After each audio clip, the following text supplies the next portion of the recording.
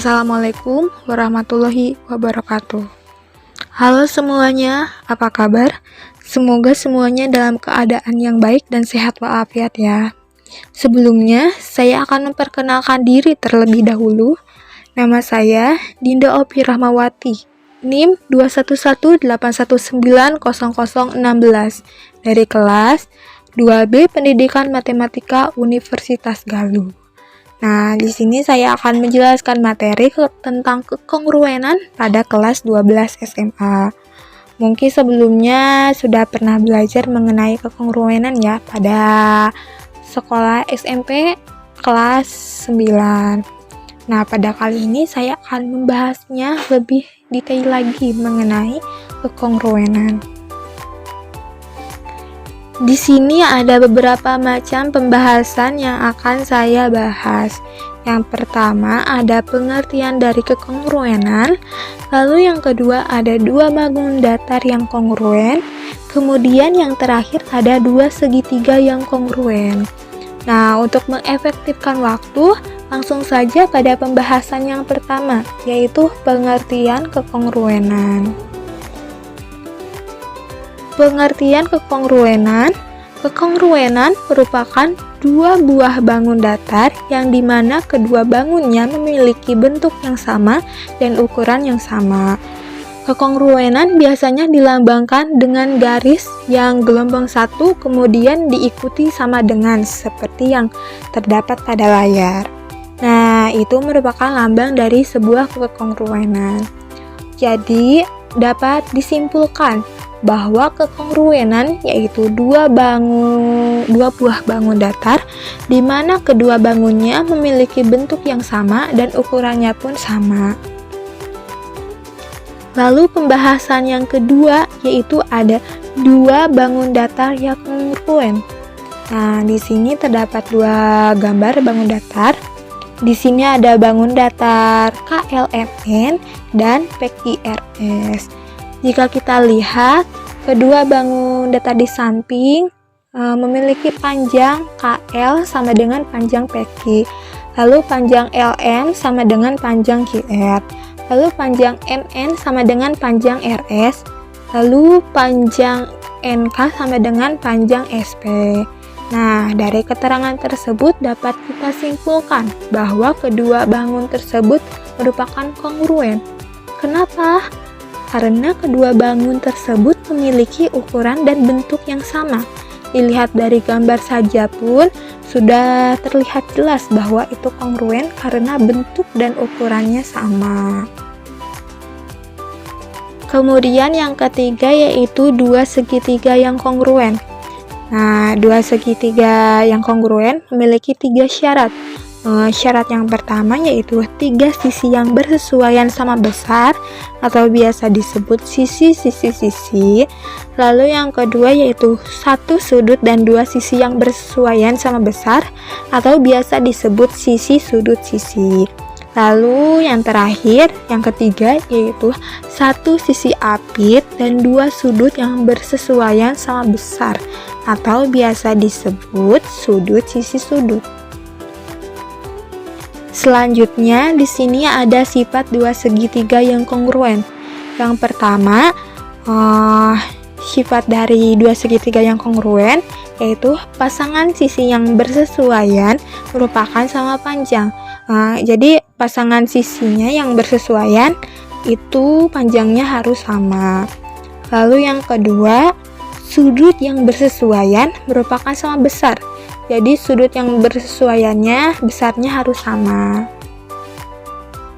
Nah, di sini ada syarat dua segitiga yang kongruen yang sudah disebutkan tadi. Yang pertama yaitu tiga sisi yang bersesuaian sama besar atau biasa disebut sisi. Di sini terdapat dua segitiga yaitu segitiga ABC serta segitiga PQR. Diketahui jika keduanya mempunyai panjang AB sama dengan panjang PQ, lalu panjang AC sama dengan panjang PR, serta panjang BC sama dengan panjang QR. Oleh karena itu, segitiga di atas yaitu segitiga ABC serta segitiga PQR merupakan kongruen. Kenapa disebut kongruen? Karena panjang AB sama dengan panjang PQ, lalu panjang AC sama dengan panjang PR, serta panjang BC sama dengan panjang QR. Dan itu memenuhi syarat dari dua segitiga yang kongruen, yaitu tiga sisi yang bersesuaian sama besar atau biasa disebut sisi-sisi-sisi. Nah, lalu di sini ada syarat yang kedua, yaitu sudut dan dua sisi yang bersesuaian sama besar atau biasa disebut sisi sudut sisi. Di sini terdapat dua segitiga, yaitu segitiga ABC serta segitiga PQR. Diketahui bangunnya ya, memiliki sisi AB sama dengan sisi PQ, lalu sudut B sama dengan sudut Q, dan juga sisi BC sama dengan sisi QR. Nah, segitiga tersebut merupakan kongruen. Kenapa? Karena sisi AB sama dengan sisi PQ, lalu sudut B sama dengan sudut Q, dan juga sisi BC sama dengan sisi QR.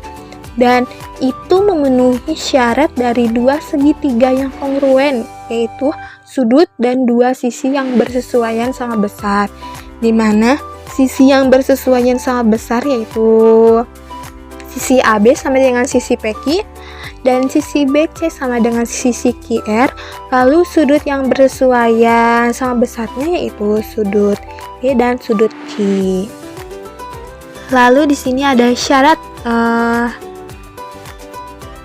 syarat yang ketiga ya, dari dua segitiga yang kongruen, yaitu satu sisi apit dan dua sudut yang bersesuaian sama besar atau biasa disebut sudut sisi sudut. Nah, di sini terdapat dua segitiga lagi ya, yaitu segitiga ABC dan segitiga PQR. Diketahui bahwa sudut A sama dengan sudut P, lalu sisi AC sama dengan sisi PR, serta sudut Q sama dengan sudut R. Nah, segitiga tersebut merupakan dua segitiga yang kongruen. Kenapa? Karena sudut A sama dengan sudut P, lalu sisi AC sama dengan sisi PR, serta sudut Q sama dengan sudut R. Dan itu memenuhi syarat dari dua segitiga yang kongruen, yaitu satu sisi apit dan dua sudut yang bersesuaian sama besar, di mana satu sisi apitnya yang bersesuaian sama besar yaitu AC sama dengan PR. Lalu untuk dua sudut yang bersesuaian sama besarnya yaitu sudut A sama dengan sudut P dan sudut Q sama dengan sudut R.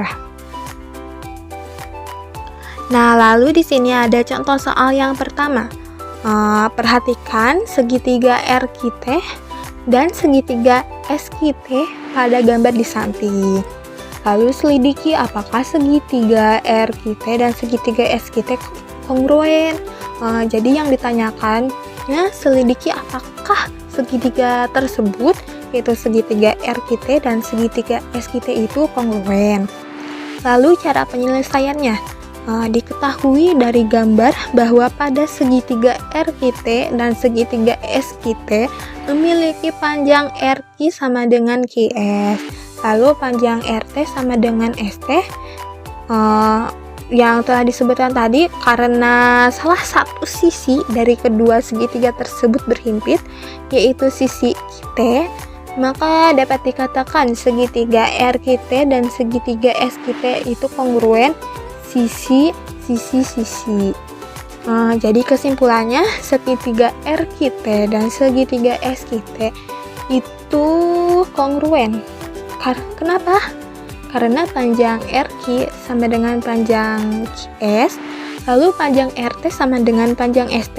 Dan karena salah satu dari kedua segitiga tersebut berhimpit, yaitu sisi QT, maka dapat dikatakan segitiga RQT dan segitiga SQT itu merupakan yang tadi disebutkan tadi ya, itu termasuk syarat dari dua segitiga yang kongruen, yaitu tiga sisi yang bersesuaian sama besar atau disebut sisi-sisi-sisi. Kemudian contoh soal yang kedua. Perhatikan segitiga DAC dan segitiga BAC. Lalu selidiki apakah segitiga DAC dan segitiga BAC kongruen. Jadi yang ditanyakannya sama seperti yang sebelumnya ya, yaitu selidiki apakah segitiga yang di samping itu, yaitu segitiga DAC dan segitiga BAC itu kongruen. Lalu cara penyelesaiannya. Diketahui dari gambar bahwa segitiga DAC dan segitiga BAC memiliki panjang DA sama dengan panjang BA. Lalu sudut A sama dengan sudut A, dan karena salah satu sisi dari kedua segitiga tersebut berhimpit, yaitu sisi AC, maka dapat dikatakan segitiga DAC dan segitiga BAC itu kongruen. Jadi kongruen yang disebutnya sisi sudut sisi. Jadi kesimpulannya segitiga DAC dan segitiga BAC itu kongruen. Kenapa? Karena panjang DA sama dengan panjang BA. Lalu sudut A sama dengan sudut A, dan karena salah satu dari sisi kedua segitiga tersebut berhimpit, yaitu sisi AC, maka dapat dikatakan segitiga DAC dan segitiga BAC. Dan itu termasuk syarat dari dua segitiga yang kongruen, yaitu satu sudut dan dua sisi yang bersesuaian sama besar atau disebut sisi sudut sisi. Lalu selanjutnya saya menarik kesimpulan dari semua pembahasan yang telah saya paparkan. Yang pertama yaitu kekongruenan merupakan dua buah bangun datar yang dimana kedua bangunnya memiliki bentuk yang sama dan ukuran yang sama. Lalu yang kedua, kekongruenan biasanya dilambangkan dengan satu garis gelombang, kemudian diikuti dengan sama dengan. Lalu ada syarat-syarat dari dua segitiga yang kongruen. Yang pertama, tiga sisi yang bersesuaian sama besar atau disebut sisi-sisi-sisi. Lalu yang kedua, satu sudut dan dua sisi yang bersesuaian sama besar atau disebut sisi sudut sisi. Lalu yang ketiga, satu sisi apit dan dua sudut yang bersesuaian sama besar atau disebut sudut sisi sudut. Mungkin cukup sekian yang dapat saya sampaikan. Mohon maaf jika ada salah dalam pengucapan atau dalam menjelaskannya. Semoga dapat memberikan manfaat bagi kita semua. Assalamualaikum warahmatullahi wabarakatuh.